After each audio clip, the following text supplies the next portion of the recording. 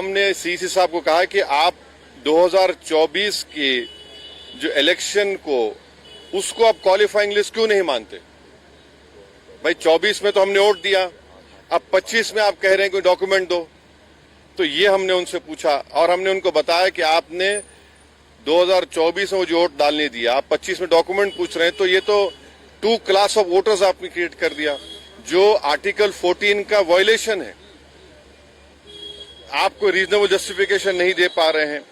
और एक बात हमने उनके सामने कही कि ये जो भी एक्सरसाइज उन्होंने किया है इसका कोई लॉ से नहीं निकल रहा है, it is purely N administrative law के तहत किया, तो इसका भी मैलाफाइडे उसमें होता है। और आखिर में हमने उनको बताया कि सुप्रीम कोर्ट का एक जजमेंट है जिसमें हमारे पहले रिप्रेजेंटेशन में हमने जिक्र किया था, जो 2005 का सुप्रीम कोर्ट का जजमेंट है, जिसमें सुप्रीम कोर्ट ने साफ तौर पर कहा लाल बहा हुसैन में कि the misuse of powers by ERO to disenfranchise electors, possibility of time effective judgment of ERO जो यहां पर हो सकता है, and consequence of having one name included in the previous electoral roll.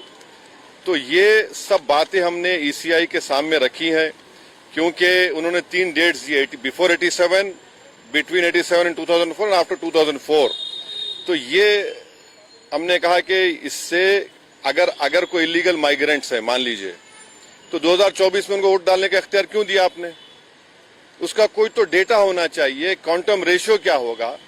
तो ये सब बातें हमने ईसीआई के सामने रखी। हमने उनसे भी ये रिक्वेस्ट किया कि खास तौर से जो बिहार का फ्लड इफेक्टेड एरिया है वहां के एडमिनिस्ट्रेशन को ऑर्डर दे कि जो लोग अपने डॉक्यूमेंट्स के लिए अप्लाई कर रहे हैं उनको फौरन दें। और हमने उनसे कहा कि सर ये एक्सरसाइज आप गवर्नमेंट टू गवर्नमेंट कर सकते थे, ईसीआई विद गवर्नमेंट के, भाई बताओ क्या है, कितने डॉक्यूमेंट्स है, नहीं है। मगर मेजर रीजन ये है, मेजर हमको जो लगता है कि जो बिहार के नौजवान बाहर हैं, चाहे मुंबई में हो, दिल्ली में हो, हरियाणा में हो, पंजाब में हो, हैदराबाद में हो, उनके लिए बड़ी दिक्कत पेश आएगी। और अगर नाम उनका नहीं आएगा तो फिर उनको वोट डालने का इख्तियार नहीं मिलेगा। और फिर ये जो एक्सरसाइज को इलेक्शन कमीशन खुद अपने उसमें नोटिफिकेशन में कह रहा है कि ईआरओ और ईआरओ सिटीजनशिप एक्ट 1955 में कॉम्पिटेंट अथॉरिटी को बोल सकता है। अब जिसका नाम नहीं आएगा वो तो अपना वोट भी खो देगा, उसके लाइवलीहुड का भी उसको एक नुकसान हो जाएगा। तो ये सब बातें हमने उनके सामने रखी। बहुत देर तक हमारी मीटिंग हुई।